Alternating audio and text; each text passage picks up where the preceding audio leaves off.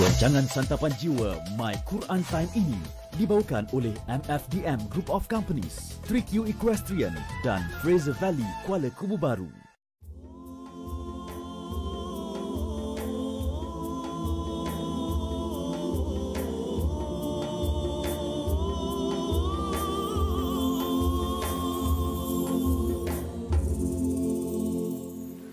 A'udzubillahi minasyaitonir rajim. Bismillahirrahmanirrahim. Alhamdulillahi rabbil alamin.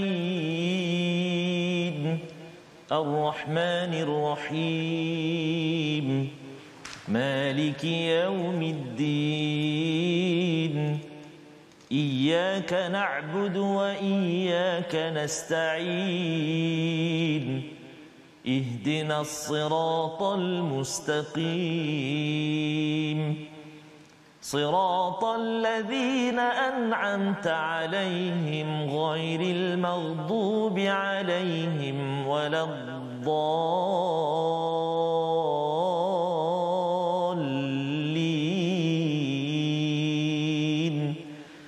آمين صدق الله. Assalamualaikum warahmatullahi wabarakatuh. Alhamdulillah wassalatu wassalamu ala Rasulillah wa ala alihi wa man wala. Syada la ilaha illallah, syada Muhammadan abduhu wa rasuluhu. Allahumma salli ala sayidina Muhammad wa ala alihi wa sahbihi ajma'in. Amma ba'du. Apa khabar tuan-tuan dan puan yang dirahmati Allah sekalian? Kita bersyukur pada Allah Subhanahu wa taala pada hari yang berbahagia ini kita dapat meneruskan My Quran Time, baca faham amal, untuk sama-sama kita mengulang kaji daripada halaman 249 hingga 253. Dan hari ini kita ada tetamu. Saya bersama dengan Ustaz Tarmizi. Apa khabar Ustaz? Alhamdulillah Ustaz Fazul. Alhamdulillah, dan kita bersama tetamu kita Ustaz. Ya, subhanallah. Di online iaitu Al-Fadil Ustaz Dr. Arif Musa. Jadi alhamdulillah, ahlan wa sahlan. Apa khabar Doktor? Alhamdulillah sihat. Alhamdulillah. Subhanallah. Alhamdulillah Ustaz ya, kita bersama dengan Dr. Arif untuk sama-sama kita mengulang kaji bersama dengan tuan-tuan yang berada di rumah. Sila dijemput untuk share ya di Facebook masing-masing, maklumkan kepada kawan, dan kita nak tahu tuan-tuan berada di mana sekarang ini, di rumah ke, di Alostar ke, di Keluang ke, ataupun di apa, Kota Kinabalu ya. Tolong tuliskan di ruang komen itu untuk sama-sama kita maklumi, dan kita doakan rakan-rakan kita, ahli keluarga kita dapat bersama, mungkin terlepas beberapa hari ini, tetapi hari ini boleh melihat secara keseluruhan ya, daripada halaman 249 hingga halaman 253. Kita mulakan dengan doa ringkas kita. Ustaz Doktor, kita mulakan sedikit dengan doa subhanakala ilmalana illa ma 'allamtana innaka antal alimul hakim rabbi zidni ilma. Dr. Arif, apa khabar? Sihat, alhamdulillah. Alhamdulillah. Hari ini kita nak bincang surah Ar-Ra'du daripada halaman 249, di mana surah ini hadir selepas filem blockbuster surah Yusuf dipaparkan okey, yang telah pun diulang kaji pada minggu lepas bersama Al-Fadil Ustaz Dr. Al-Fadil Ustaz Don ya, pada minggu lepas. Dan hari ini kita masuk pada surah Ar-Ra'du, surah guruh ya. Surahnya nampak lebih serius, yang surah Yusuf pun serius juga ya, tapi dalam bentuk cerita. Mungkin Doktor boleh ulas selepas kita membaca ayat pertama ini untuk apakah sebenarnya tema besar daripada surah Ar-Ra'du, surah 13 ini, dan bilakah ianya diturunkan sebagai ulang kaji kita pada hari ini. Jadi tanpa buang masa, kita bersama Ustaz Tarmizi ya. Kita nak baca ayat pertama Ustaz ya, memimpin kepada tuan-tuan yang berada di rumah boleh buka muka surat 249. Adik-adik yang cuti hari ini, betul Ustaz, jom join bersama kita hari ini insya-Allah. Baik, terima kasih kepada Ustaz Fazrul. Assalamualaikum warahmatullahi wabarakatuh. Alhamdulillah wassalatu wassalamu ala Rasulillah wa ala alihi wa sahbihi wa man walah wa ba'd. Apa khabar semua tuan-tuan dan puan-puan sahabat Al-Quran yang dikasihi Allah Subhanahu taala sekalian? Mudah-mudahan senantiasa dalam rahmat Allah Subhanahu wa taala, juga kepada bintang ilmuan kita pada hari ini Al-Fadil Al-Ustaz Dr. Muhammad Arif Musa, yang juga bersama di online sekarang ini tidak membataskan. Perkongsian ilmu tetap juga Dan saya pun pernah berada di begitu Ustaz. Betul Ustaz. Ya, cukuplah. Jangan jangan kerap-kerap. Jangan kerap. Okey. Baik. Insya-Allah. Baik. Tuan-tuan dan puan-puan sahabat Al-Quran yang dikasihi Allah Subhanahu wa taala sekalian, ada sahabat kita Ustaz sebut tadi daripada Sabah, Puan Hasnah Ajama'in. Saya dari Tuaran Sabah. Masya-Allah. Sedang bekerja tapi bersama juga dengan My Quran Time. Kita ada Haji Muhammad Kambali Daud. Subhanallah. Sentiasa bersama tapi tak tahu daripada mana. Allah. Nanti kita tahulah tu ya, ada daripada Al-Usta, Puan Nazlia. Masya-Allah, masya-Allah. Apa lagi? Yang lain cakap alhamdulillah tak tahu saya daripada mana. Tuan Zainuddin Kadis ini selalu bersama kita. Pasir Ris Singapura. Subhanallah. Okay. Saya dah lama dah tak ke sana Ustaz. Betul Ustaz. Insya-Allah soon. Insya-Allah soon. Insya-Allah. Baik, insya-Allah tuan-tuan dan puan-puan sahabat Al-Quran, mari kita bersedia untuk memulakan masuk gear 1 permulaan kita. Hari ini kita nak mulakan dengan ayat yang pertama surah Ar-Ra'd. Ayat yang pertama mula-mula sekali, hati-hati ada alif lam mim ra kat situ. Kita baca kan, kita baca bersama-sama. Macam mana bunyi dia? Jom kita dengar dan kita cuba ikut baca sama-sama insya-Allah taala. A'udzubillahi minasyaitonirrajim. Bismillahirrahmanirrahim.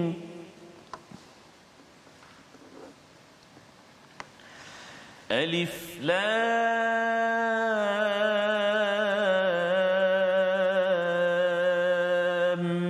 mim ra. Tilka ayatul kitab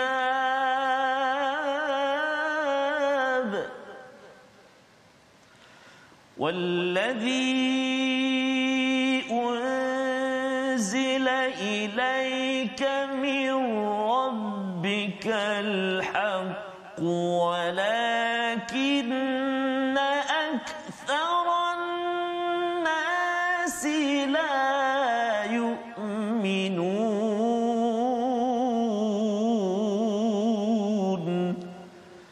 صدق الله العظيم.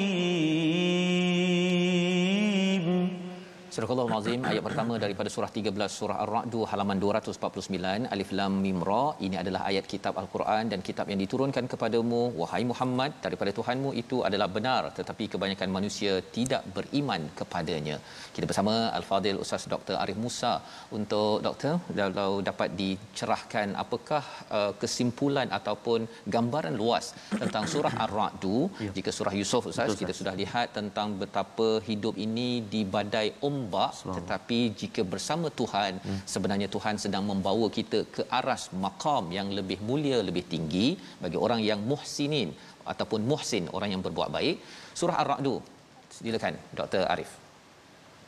Okey, bismillah, alhamdulillah wassalatu wassalamu ala Rasulillah wa ala alihi wa sahbihi wa mawalah. Assalamualaikum warahmatullahi wabarakatuh. Waalaikumsalam. Terima kasih Ustaz Fazrul, terima kasih Ustaz Termizi, My Quran Time kerana sudi menjemput saya sekali lagi untuk berkongsi dengan penonton-penonton di luar sana tentang surah Ar-Ra'd. Surah ni jarang-jarang saya rasanya kita mentafsirkan surah-surah yang begini. Biasanya kita akan pergi pada surah-surah yang lebih pendek. Tentang soalan Ustaz tadi, iaitu apakah sebenarnya gambaran secara umumlah surah Ar-Ra'd dan ia dah hadir di dalam mushaf, ia hadir selepas surah Yusuf. Surah Ar-Ra'd ni Ustaz, kalau ikutkan ulama ada berselisih pendapat sedikit tentang waktu penurunan surah Ar-Ra'd ni. Ada setengah ulama yang mengatakan bahawa dia turun pada Makkiyah, jadi sebelum hijrah. Ada setengah ulama mengatakan bahawa surah Ar-Ra'd Madaniyah. Tetapi yang lebih rajih yang disebutkan oleh sebahagian mufassirin atau sebahagian ahli tafsir, melihat kepada topik-topik yang dibincangkan di dalam surah Ar-Ra'd ini, kita boleh mengatakan bahawa dia lebih dekat dengan surah Makkiyah. Jadi bila kita katakan sebegitu, kan, jadi seperti mana mungkin penonton-penonton di luar sana dah biasa dengan Ustaz Fazrul selalu mentafsirkan surah-surah Makkiyah dan surah Madaniyah, kita boleh melihat ya bagaimana surah Makkiyah ni biasanya dia akan membincangkan tentang masalah-masalah akidah. Masalah-masalah paksi-paksi tauhid ataupun usul tauhid. Jadi sebab itu jikalau kita tengok secara laju sahaja surah Ar-Ra'd ni, kita boleh katakan secara umum ya, surah Ar-Ra'd ni seolah-olah dia nak menegaskan tiga perkara. Yang pertama adalah kesempurnaan sifat Allah melalui kekuasaannya dan ilmunya yang maha sempurna. Kan? Kita boleh lihat beberapa ayat di dalam surah Ar-Ra'd menceritakan tentang kekuasaan Allah dan kesempurnaan sifatnya. Itu yang pertama. Yang kedua, mungkin juga kita boleh katakan secara umum, surah Ar-Ra'd ini dia hendak Allah Subhanahu Wa Taala ingin membuat satu penegasan bahawa Al-Quran yang diturunkan ini adalah daripada Allah Subhanahu Wa Taala. Justru Al-Quran ini membenarkan Nabi sallallahu alaihi wasallam sebagai seorang rasul. Jadi pengutusan rasul ini dibenarkan melalui penurunan Al-Quran. Dan juga celaan kepada orang musyrikin Makkah yang enggan menerima Al-Quran, dan juga mereka bukan sahaja enggan menerima Al-Quran sebagai satu wahyu, bahkan mereka meminta-minta pula permintaan yang melampau-lampau daripada Nabi sallallahu alaihi wasallam. Yang mana mungkin ustaz nanti kita akan bincangkan juga sebentar lagi insya-Allah. Dan yang ketiga adalah kita boleh lihat surah Ar-Ra'd ni seolah-olah dia merupakan satu motivasi kepada Nabi sallallahu alaihi wasallam untuk menjalankan urusan dakwah. Dan ini sangat kena dengan sebab tu ramai ulama berpendapat bahawa ia adalah surah Makkiyah. Kerana dikala Nabi sallallahu alaihi wasallam berada di Mekah, baginda sedang menghadapi cabaran-cabaran dari orang Mekah. Jadi motivasi perlu diberikan kepada Nabi sallallahu alaihi wasallam agar baginda sentiasa teguh menghadapi segala cabaran ini. Sebab tu kita boleh lihat di dalam surah Yusuf pun, sebenarnya surah Yusuf ni dia juga merupakan satu motivasi kepada Nabi sallallahu alaihi wasallam, iaitu di mana kebenaran akhirnya akan tertegak. Orang yang di atas kebenaran akhirnya dia juga yang akan berjaya. Jadi di sini juga di dalam surah Ar-Ra'd ditegaskan juga perkara yang sama. Wallahu a'lam. Terima kasih diucapkan pada Dr. Arif Ustaz ya. Jelas 3 poin berkaitan dengan gambaran luas surah Ar-Ra'd berkaitan dengan kesempurnaan sifat Allah, Quran daripada Allah yang membenarkan kerasulan Nabi Muhammad sallallahu alaihi wasallam, dan juga motivasi kepada Nabi sekaligus motivasi kepada kita Ustaz ya untuk bersama kebenaran, memperjuangkan kebenaran. Ia bukan sekadar kita simpan seorang-seorang tapi kita perjuangkan. Itu sebabnya di dalam ayat yang ke-7 surah Ar-Ra'd muka surat 250 itu satu ayat pada ayat ke-7 ini yang kita nak baca Ustaz ya. Bercakap tentang walikulli qaumin had, setiap kaum itu ada orang yang pemberi petunjuk. Ya, dan mungkin bersama dengan Dr. Arif nanti boleh cerahkan apa sifat orang yang memberi petunjuk ini. Dan kadang-kadang bila ada istilah munzir ini tegur ya, tapi kadang-kadang tegur itu ada menyebabkan ada orang yang sakit hati ataupun ada yang sampai nak bergaduh pun ada. Macam mana sifat itu yang disampaikan pada ayat ke-7. Kita baca dahulu bersama Ustaz Tarmizi. Baik, terima kasih kepada Ustaz Fazrul, kepada Ustaz Dr. Arif. Sahabat-sahabat kita di Facebook, sahabat-sahabat kita di TV, televisyen yang sedang menyaksikan hari ini. Kalau anak-anak kita Ustaz, hari ini hari Sabtu, besok ada sehari lagi cuti sebelum bermula balik hari Senin nanti. Sedih dia ya. Sedih. Subhanallah. Walaupun kat rumah juga. Betul. Kat rumah juga. Betul, subhanallah. Dan juga sahabat-sahabat kita di Facebook terus kongsikan, terus sebarkan antaranya subhanallah sahabat-sahabat yang selalu bersama kita Ustaz, walaupun Nun jauh berada di luar negara sana, Puan Katifah Safar Ahmad, alhamdulillah dari Finland, cuaca musim panas tapi hanya 14 degree aja pagi ni. Masya-Allah. Jadi terima kasih kerana senantiasa bergabung dengan kita bersama dengan Majlis Al-Quran ini. Majlis kita membaca, kita menelusuri Al-Quran, dan hari ini kita ulang kaji pula. Subhanallah. Itulah cantiknya Ustaz. Kita jalan-jalan, ada kita ulang kaji. Subhanallah. Dia break sekejap lah Ustaz ya. Dalam hidup ni tak boleh laju sangat ya. Kalau tak break tu dia langgar dinding ya. Sebabnya kalau terlibat dengan dakwah pun kadang-kadang ada masa Allah bagi kita break itu, maka kita akan menerima dengan hati terbuka ya, bukannya kita rasa pasal nak break saya nak berdakwah. Mari kita baca. Baik, kita baca ayat yang ke-7. Sahabat-sahabat Al-Quran semuanya, ayo kita baca halaman 250 ayat ke-7 insya-Allah. أعوذ بالله من الشيطان الرجيم ويقول الذين كفروا لولا أنزل عليه آية من ربه innama anta munzirun wa likulli qaumin had wa likulli qaumin had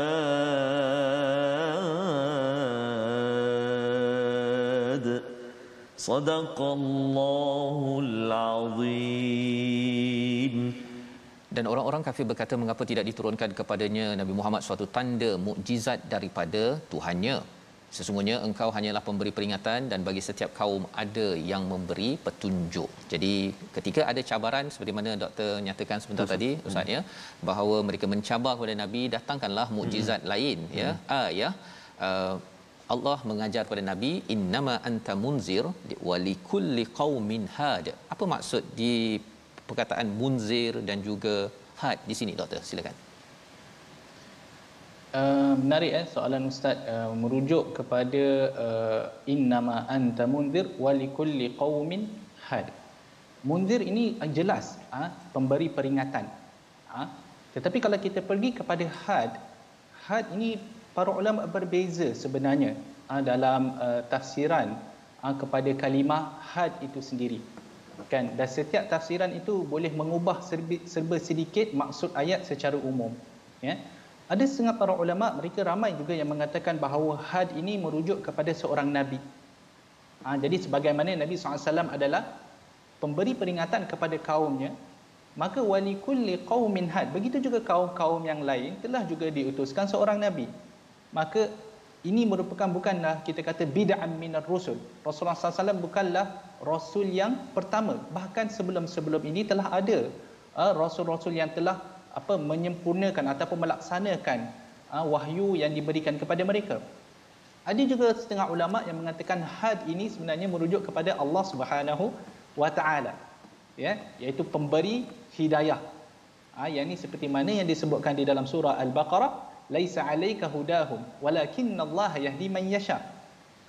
Kamu bukanlah bertanggungjawab untuk memberi hidayah kepada mereka. Rasul tidak berkuasa untuk memberi hidayah kepada orang musyrikin. Bahkan Allah yang memberi hidayah kepada manusia. Sebab tu kita kalau lihat dari segi konteks ayat, innama anta munzir, wahai Muhammad, kamu ni tidak lain hanyalah seorang pemberi peringatan. Siapa yang memberi hidayah? Allah Subhanahu wa taala. Dan juga ada setengah ulama yang mengatakan bahawa had ini merupakan kita kata ia merujuk kepada Al-Quran, kitab yang diturunkan. Yang mana kitab ini telah menjadi jelas, satu benda yang jelas, panduan yang jelas. Kan? Kalau kita mengikut tafsiran ini, kalau kita lihat lebih luas lagi. Kita ke belakang sikit, kita tengok ayat itu secara umum. Wa yaqulul ladzina kafaru laula unzila alaihi ayatun min rabbih. Kita boleh lihat bagaimana orang musyrikin Makkah, kan, bila mana Al-Quran telah diturunkan kepada mereka, Nabi SAW menjelaskan maksud Al-Quran itu kepada mereka. Benda itu menjadi jelas, diturunkan dalam bahasa mereka. Bukan sahaja itu, bahkan ada seseorang yang tolong membantu memberi penjelasan yang lebih lanjut jika ada terdapat benda-benda yang kurang difahami. Jadi kita kata wahyu itu telah tertegak, telah jelas, kan? Tetapi apa yang mereka minta? Mereka minta mukjizat yang lain. Kalau boleh mereka nak Nabi SAW diberikan tongkat seperti Nabi Musa yang jelas boleh nampak bertukar menjadi ular. Kalau boleh mereka nak Nabi Muhammad ni boleh sembuhkan orang yang sakit seperti mana Nabi Isa alaihi salam. Jadi permintaan yang melampau, kan? Sedangkan di depan mereka yang dibaca oleh Nabi SAW merupakan dalil yang paling jelas, kan? Dalil yang paling jelas. Tetapi apakan daya orang musyrikin ini, mereka tak nak dalil yang jelas ini, mereka minta dalil-dalil yang lain. Dan kalau kita ambil konteks ni, kita ambil keadaan ini, kan, sikap orang musyrikin ini, kita boleh nampak juga ramai benda ni sebenarnya jadi dalam kalangan manusia pada zaman sekarang. Ramai manusia masih lagi mencari asal-usul manusia, asal-usul kejadian manusia. Macam mana manusia ni ada? Kenapa kita ni ada di atas muka bumi? Maka saintis-saintis semua pergilah cari apa teori yang boleh dipakai. Akhir sekali, kalau barat sebelah sana, apa teori yang dipakai? Dia pakailah teori Darwin. Kita semua sedia maklumlah, iaitu manusia berasal daripada monyet, kan? Berdasarkan kepada kajian ni lah, kajian tu, kajian ni, kajian tu, kan? Sedangkan di dalam Al-Quran Allah Subhanahu Wa Taala telah jelas menyebut bahawa kita ini diciptakan oleh Allah Subhanahu Wa Taala melalui manusia yang pertama, iaitu Nabi Adam alaihi salam. Tetapi orang putih masih lagi duk cari, kan? Orang kafir masih lagi duk mencari kenapa.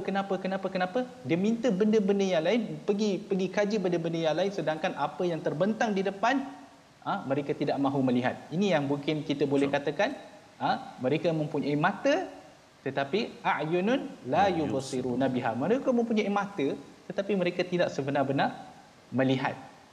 Jadi mungkin kalau saya boleh nak kaitkan, mungkin saya boleh tambah sikit ya Ustaz. Ya, silakan. Kalau saya boleh, saya nak tambah sikitlah. Ya. Mungkin bolehlah kita kaitkan sedikit sikap beginilah, sikap yang benda dah jelas tapi masih lagi nak dalil-dalil yang lain. Bagi orang-orang yang masih lagi tak percaya kepada COVID lah. Benda ni agak pelik jugalah. Betul. Benda sudah menjadi satu benda yang sangat jelas. Di mana COVID ni adalah benar. Ya. Berapa juta orang sudah terkena COVID, berapa juta orang sudah kematian, dan kita boleh lihat di sekeliling kita. Dah banyak kematian-kematian yang berlaku. Orang yang saya kenal, saya yakin Ustaz Fazrul pun kenal, Ustaz Tarmizi pun ada kenalan-kenalan yang mana telah pergi kerana musibah COVID ini. Tetapi masih lagi ada orang yang tidak percaya dengan apa yang telah diberikan oleh kerajaan. Sikap begini yang sangat sukar kita nak ubat. Sukar untuk kita nak tangani. Kerana benda telah begitu jelas di depan mata, diterangkan oleh kerajaan, oleh pakar-pakar yang berpengalaman, yang diiktiraf, tetapi mereka masih lagi nak cari benda-benda yang lain yang menyokong apa yang mereka sangkakan. Wallahu a'lam. Terima kasih diucapkan pada Dr. Arif menjelaskan tentang cara fikir Ustaz ya. Sudah ada satu mukjizat, satu tanda yang betul, yang benar, tetapi kalau boleh nak yang lain. Nak yang lain untuk menyokong, nak sokong apa pun tak tahulah sokong apa kan. Sebenarnya dah cukup, tetapi manusia ada kumpulan yang dia tak cukup-cukup. Betul, kan? Dia nak menunjukkan kedegilannya padahal bukti sudah cukup, dan cara berfikir inilah yang perlu yang akan diubat oleh Al-Quran. Betul, ya. Syaratnya ialah sikap itu ya. Kalau di awal surah Ar-Ra'd, alif lam mim ra, itu maksudnya ya Allah, saya tak tahu, engkau saja yang tahu. Dengan bukti ilmiah, dengan bukti-bukti yang ada, harapnya saya ini merendah diri, Allah akan buka lebih banyak lagi al-haqq, kebenaran, sebagaimana ayat yang pertama Ustaz baca awal tadi. Jadi insya-Allah kita nak menyambung selepas ini tentang buih. Ada dua jenis buih. Apakah kepentingannya, apa kaitan dengan tuan-tuan yang membaca Al-Quran? Mari kita sama-sama ikuti selepas kita berehat. My Quran Time, baca faham amal insya-Allah.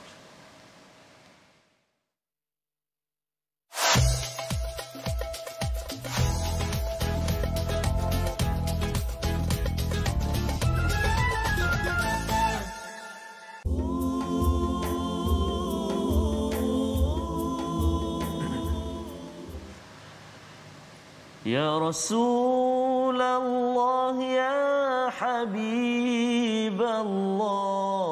kami rindu padamu. Allahumma salli ala Muhammad, ya Rabbi salli alaihi wasallim. Allahumma salli ala Muhammad, ya Rabbi salli alaihi wasallim. Allahumma salli ala sayyidina Muhammadin wa ala sayyidina Muhammad. Kerinduan pastinya Ustaz ya. Kalau selalu saya melihat di sisi kepada Ustaz Fazrul, maka pandangan saya juga akan terpaut kepada replika Kaabah yang bersama dengan kita. Betul. Namun setelah berakhirnya hari-hari tasyrik, walaupun di sisi kita saat ini tidak ada replika Kaabah, tapi Kaabah senantiasa berada dalam kehidupan kita. Kita menghadap kepada kiblat kita, dan selepas balik daripada haji ataupun umrah saja, sebenarnya kita perlu membawa azam untuk terus berjuang seperti Nabi Ibrahim, seperti Nabi Muhammad sallallahu alaihi wasallam, agar kita dapat dijemput kembali dijemput kali pertama ataupun kembali di bumi haram di bumi Makkahul Mukarramah nanti. Betul Ustaz. Macam tetamu undangan kita Ustaz Dr. Arif memang lama dia berada di sana. Setiap hari boleh ziarah. Allahu akbar. Subhanallah.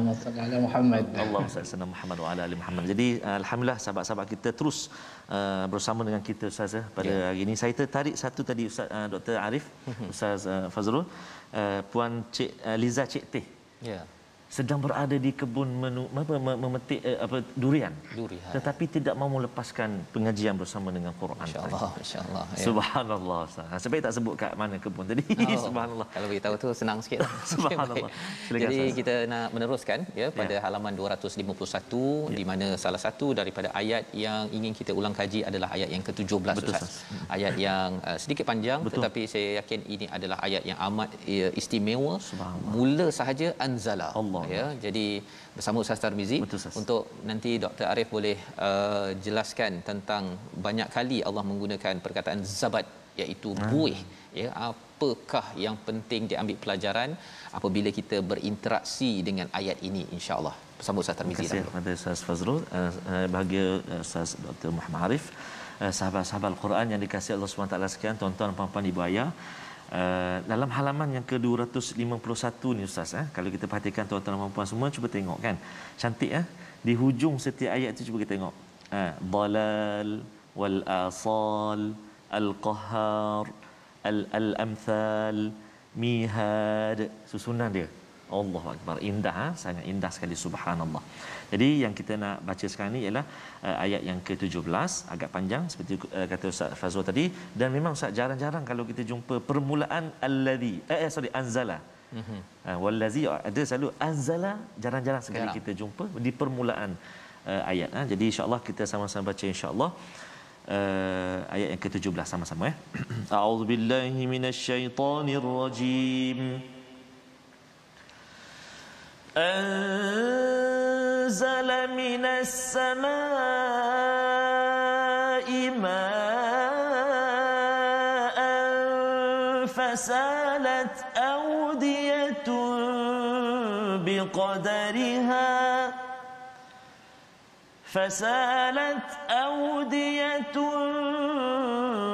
بقدرها فاحتمل السيل زبدا رابيا ومما يوقدون عليه في النار ابتغاء حلية أو متاع زبد مثله كذلك يضرب الله الحق والباطل فأما الزبد فيذهب جفاء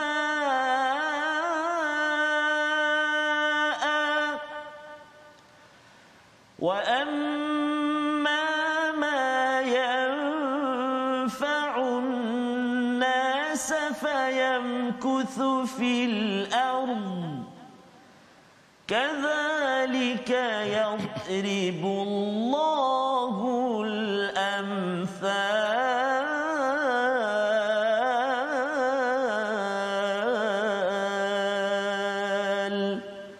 صدق الله العظيم. Surah Al-Azim ayat yang ke-17, Allah telah menurunkan air hujan daripada langit lalu mengalirlah ia di lembah-lembah menurut kadarnya, maka arus itu membawa buih yang terapung, dan daripada apa logam yang mereka leburkan dalam api itu untuk dibuat perhiasan atau peralatan, ada buihnya seperti buih arus itu. Demikianlah Allah membuat perumpamaan mengenai sesuatu yang benar dan yang batil. Adapun buih akan hilang sebagai sesuatu yang tidak ada gunanya tetapi yang bermanfaat bagi manusia akan tetap ada di bumi. Demikianlah Allah membuat perumpamaan. Kita terus sahaja bersama dengan Dr. Arif untuk menjelaskan apakah yang dimaksudkan dengan buih-buih ini dan bagaimana kita mengambil pelajaran terutama dalam zaman penuh kegawatan sekarang ini. Di kalangan manusia ada yang berbeza pendapat, ada cabaran ekonomi, cabaran sosial. Ayat ini harapnya doktor boleh jelaskan, silakan. Okey. Mengenai buih tu, kalau saya boleh bagi jawapan yang mudah terlebih dahulu, buih di dalam ayat ini ia merujuk kepada segala perkara-perkara kebatilan dan juga idea-idea pemikiran yang salah ataupun kita panggil sebagai syubhat. Okey, itu secara mudahnya. Jadi buih ini ia akan hilang dan pergi begitu sahaja. Apa pun yang memberi manfaat kepada manusia maka ia akan kekal. Itu yang disebutkan di dalam ayat. Sekarang saya nak pergi secara untuk kita nak memahami apa sebenarnya yang cuba disampaikan oleh Allah Subhanahu Wa Taala di dalam ayat ini. Ya, iaitu ayat ini dia ada satu perumpamaan. Kalau kita buka kitab-kitab tafsir, ia menceritakan tentang Al-Quran sebenarnya. Mungkin saya boleh jelaskan dahulu ayat ini, kemudian barulah kita tengok dalam konteks zaman sekarang. Anzala minas sama'i ma'an fasalat awdiyatun biqadariha fahtamala as-saylu zabadan rabi'a.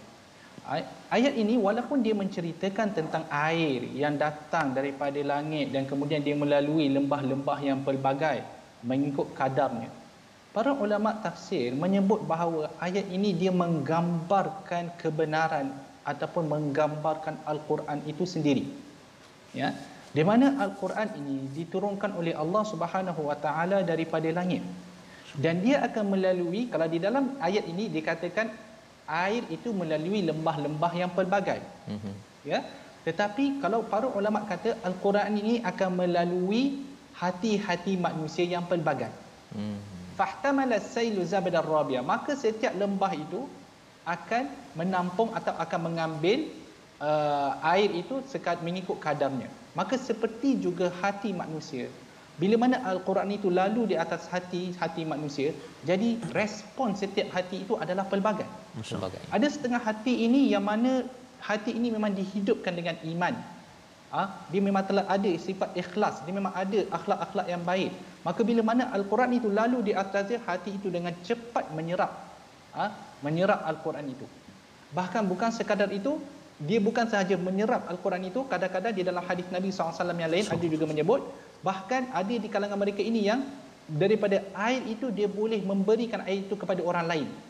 Seperti mana setengah-setengah lembah, yang mana setengah-setengah lembah ni dia ada pokok-pokok yang boleh hidup kerana adanya air tersebut. Ada juga binatang-binatang lain yang datang boleh minum daripada air tersebut. Betul kan Ustaz? Ya, boleh ke faham? Ya, Okey. Jadi seperti mana itu perumpamaan dia, maka orang yang soleh, orang yang hati dia bersih, jauh daripada sebarang syubhat, jauh daripada sebarang kebatilan. Bila mana Al-Quran itu datang, dia bukan sahaja boleh menyerap Al-Quran itu dalam hatinya, bahkan dia boleh, kita kata apa, menampung air tersebut untuk diberikan kepada orang-orang lain untuk mendapat kebaikan daripada Al-Quran itu. Dan begitu juga ada setengah orang yang hati dia keras. Kan? Di mana air itu bila dia lalu, dia akan lalu dengan begitu cepat. Dia akan lalu dengan begitu cepat. Kan? Dia akan pergi, orang kata apa, hati yang keras macam hati orang-orang Yahudi. Qasat qulubukum min ba'di dhalik fahiya kal hijarati aw ashaddu qaswah. Hati orang-orang Yahudi adalah keras seperti batu ataupun lebih keras daripada batu itu. Kan? Maka hati-hati orang yang keras, maka Al-Quran itu tidak boleh menembus.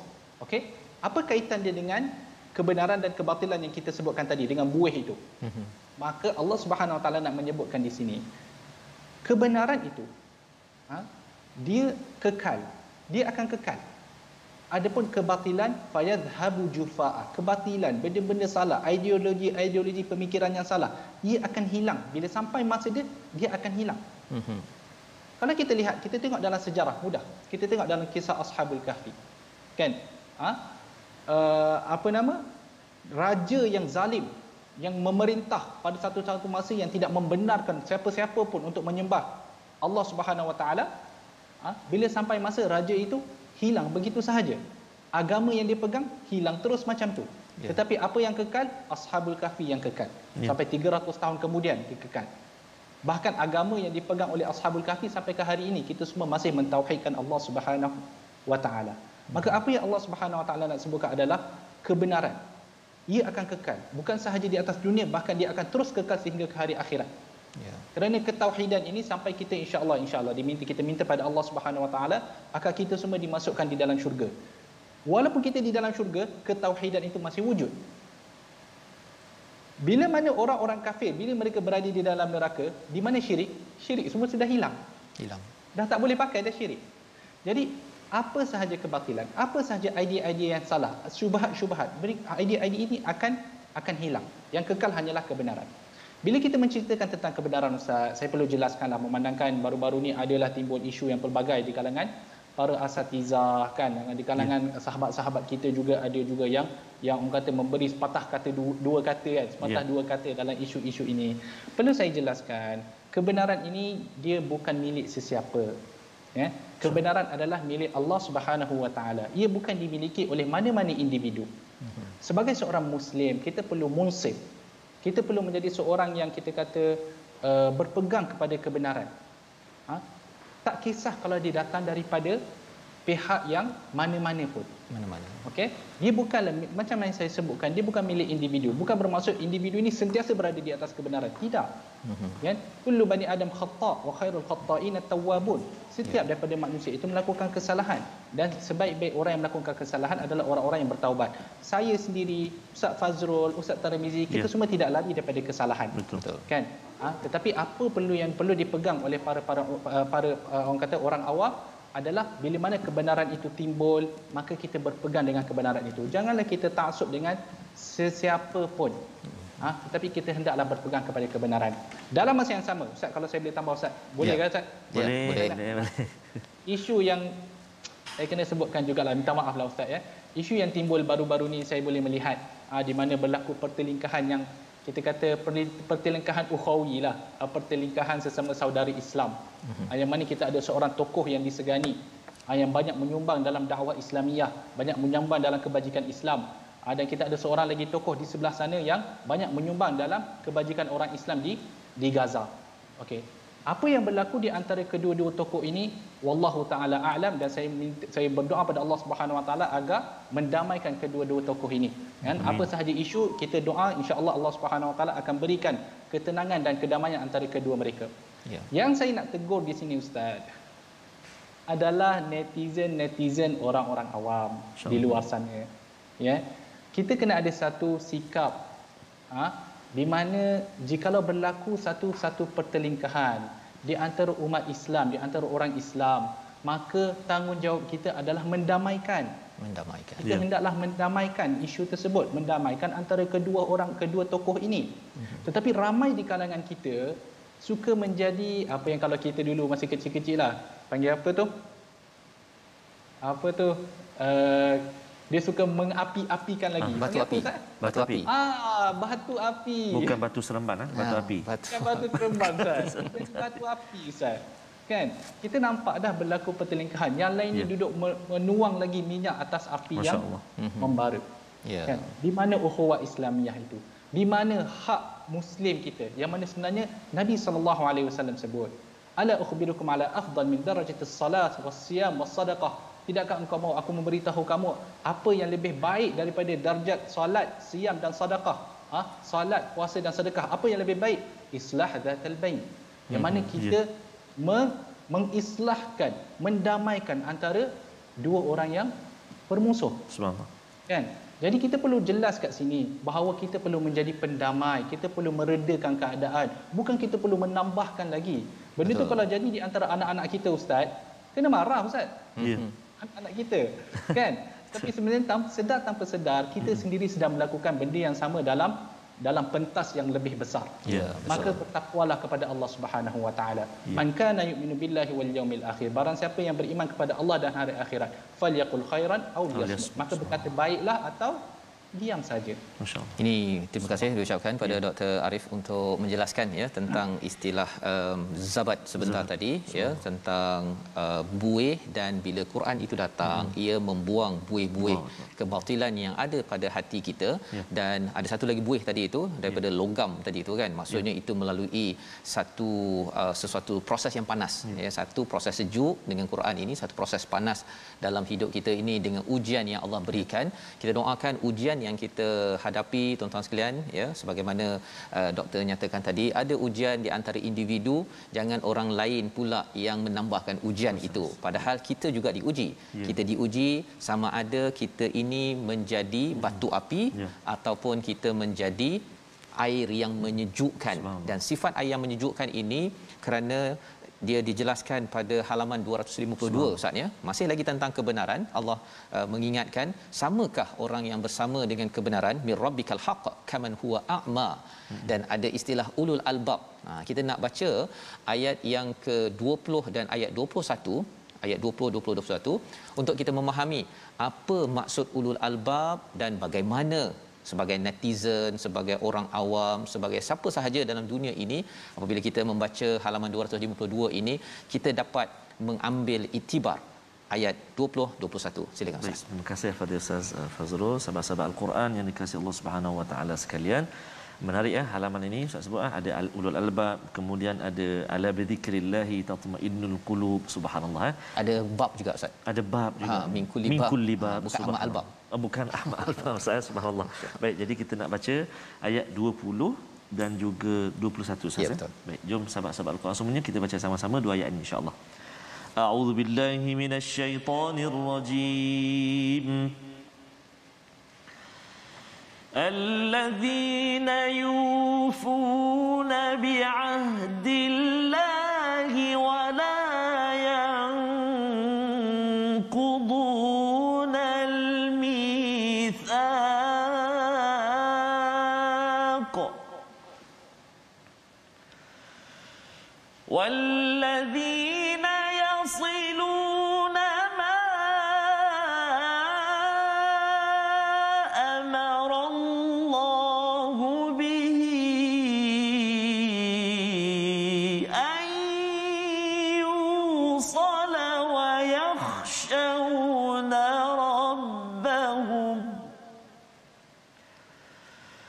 ويخشون ربهم ويخافون سوء الحساب.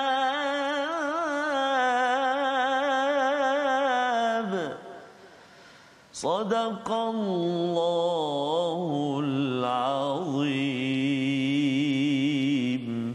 Surah Al-Azim, gitulah dua ayat daripada surah Ar-Ra'd yang menjelaskan tentang sifat ulul albab, iaitu orang yang memenuhi janji Allah dan tidak melanggar perjanjian, dan orang-orang yang menghubungkan apa yang diperintahkan Allah agar dihubungkan. Salah satunya silaturahim Ustaz ya, untuk dihubungkan, jangan jadi batu api. Betul. Ya, dan mereka takut kepada Tuhannya dan takut kepada hisab yang buruk. Maksudnya kita takut di sisi Allah ketika kita menaib ini, adakah kita mengapikan ataupun kita mendamaikan. Itu yang kita belajar daripada Dr. Arif sebentar tadi. Dan kita takut su'al hisab, takut setiap perkataan yang kita type tersebut dia punya kiraan iaitu su. Doktor ya, yang sebenarnya mungkin dalam masa 1 minit terakhir ini mungkin doktor boleh buat kesimpulan tentang ciri ulul albab. Apakah nasihat kepada semua yang menonton TV, yang sedang menggunakan Facebook, dalam kita menyikapi kepada senario keadaan hidup penuh cabaran sekarang ini? Silakan doktor. Soalan yang menarik cuma nak diminta diulas dalam 1 minit agak berat bagi saya lah. Masya-Allah. Okey. Mungkin saya boleh sebutkan ulul albab. Pertama sekali kita perlu faham apa itu ulul albab. Ulul albab kalau ikut kata-kata ulama, ashab al-uqulus sahihah. Mereka ini adalah orang yang berfikiran secara sihat. Ya. Ustaz masih boleh dengar saya kata ke? Boleh? Ya, jelas. Okay. Tinggal 30 saat lagi doktor. Allah Akbar. Okey. Sifat-sifat ulul albab itu yang disebutkan di dalam ayat-ayat yang selepas itu. Sifat itu perlu ditadabbur oleh setiap netizen. Perlu dipegang oleh setiap netizen. Saya tak sempat nak ceritakan satu-satu di sini. Tetapi hendaklah kita sebagai orang Islam baca ashabul ulul albab, apakah sifat-sifat yang disebutkan selepas itu yang perlu dipegang. Insya-Allah kita akan selamat dan akan disambut oleh para malaikat di syurga nanti. Wallahu a'lam. Terima kasih ucapkan pada doktor. Pendek ya, dan kita memang nak berdoa Ustaz agar kita menjadi ulul albab, dan kita doakan seluruh umat Islam ini mendapat status ini. Kita nak berdoa bersama Ustaz Dr. Arif di sana ya. Doktor, tolong kita doa bersama-sama, pimpin doa ini agar dalam kegawatan COVID-19 kita tidak mahu kita mengapikan, memanaskan lagi keadaan sehingga Allah murka kepada kita, tapi Allah izinkan kita masuk ke Jannatu Aden. Silakan doktor. Amin ya Allah. Bismillahirrahmanirrahim. Alhamdulillah rabbil alamin wassalatu wassalamu ala sayyidina Muhammad wa ala alihi wa sahbihi ajma'in. Amin. Allahumma inna nas'aluka al-'afwa wal 'afiyata fid dunya wal akhirah. Allahumma inna nas'aluka al-'afwa wal 'afiyata fi dinina wa dunyana wa ahlina wa malina. Allahumma astur 'awratina wa amin rawatina. Allahumma ihfazna min bayni aydina wa min khalfina wa an aymanina wa an shama'ilina wa min fawqina. Na'udzu bi'azamatika an nughtala min tahtina. Allahumma inna na'udzu bika min al-barasi wal jununi wal judhami wa min sayyi'il asqam. Allahumma 'allimna ma yanfa'una warzuqna 'ilma. Allahumma inna nas'aluka 'ilman nafi'a wa qalban khashi'a wa lisanan sadiqa wa rizqan tayyiba wa 'amalan salihan mutaqabbala. Sallallahu wasallam ala sayyidina Muhammad wa ala alihi washabihi wasallam walhamdulillahi rabbil alamin. Amin. Taqabbalallah. Terima kasih ucapkan pada Dr. Arif Musa untuk bersama kita pada hari ini. Tak cukup kita mengulang kaji Ustaz. Tunggu next pada siri akan datang kita bersama dengan Dr. Arif Musa lagi insya-Allah. Terima kasih dan kita mengalu-alukan pada tuan-tuan untuk kita terus sama memperjuangkan kebenaran dalam diri kita, dalam diri masyarakat. Inilah yang kita ingin tegakkan dalam tabung gerakan Al-Quran sebagai satu platform. Kita bergabung bergabung ini penting kerana tidak mampu dan ia bukan datang daripada Fazrul Ismail tetapi ianya datang daripada Al-Quran dan bila benar sokonglah, bila tak benar pada individu tertentu ianya bukan segala-galanya, kerana itulah yang kita ingin sampaikan berdasarkan kepada mesej daripada Al-Quran. Dan insya-Allah kita akan bertemu lagi dalam siaran ulangan pada malam ini dan juga pada pagi esok. Kita mengucapkan ribuan terima kasih pada tuan-tuan yang terus menjaga keselamatan dan terus kita berusaha. Sebagaimana kita tahu sebentar tadi, bukti sudah jelas bahawa kita kena berusaha menjaga keselamatan dan tawakal kita tidak berganjak walau 1% pun, 100% hanya untuk Allah Subhanahu Wa Taala. Kita bertemu lagi pada hari esok untuk halaman baru. Terus kita bersama My Quran Time, baca faham amal insya-Allah. Terima kasih Dr.